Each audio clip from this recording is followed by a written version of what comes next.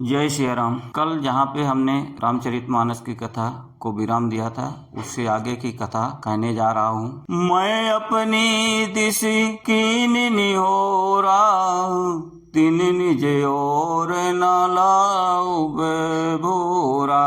बायस पली हैं अति अनुरागा, होहि निरामी के कबहू की कागा।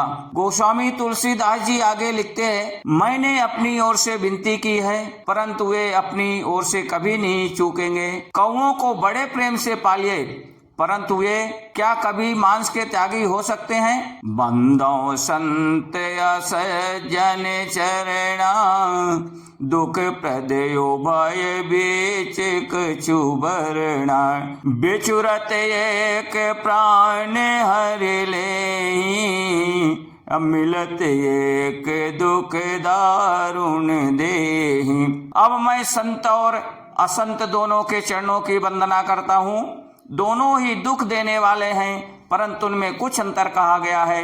वह अंतर यह है कि एक संत तो बिछुड़ते समय प्राण हर लेते हैं और दूसरे जो हैं असंत मिलते हैं तब दारुण दुख देते हैं। अर्थात संतों का बिछुड़ना मरने के समान दुखदायी होता है और असंतों का मिलना एक दुष्ट के समान होता है। उपजहि एक संग जग माही, जलज झोंक जिमि गुण बिलगाही। सुधा सुरास में साधु असाधु, अजनक एक जग जल दिया गाधु।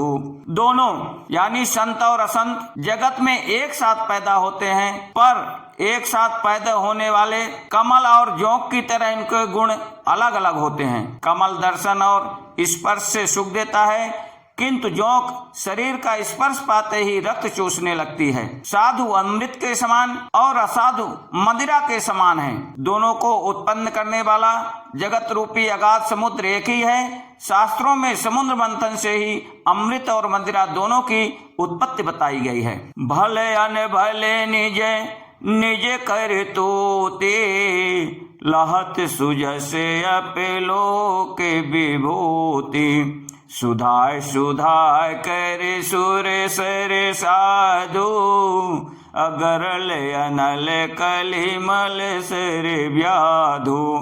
गुण अब गुण जानत सब कोई, जो जही भाव निकते सोई।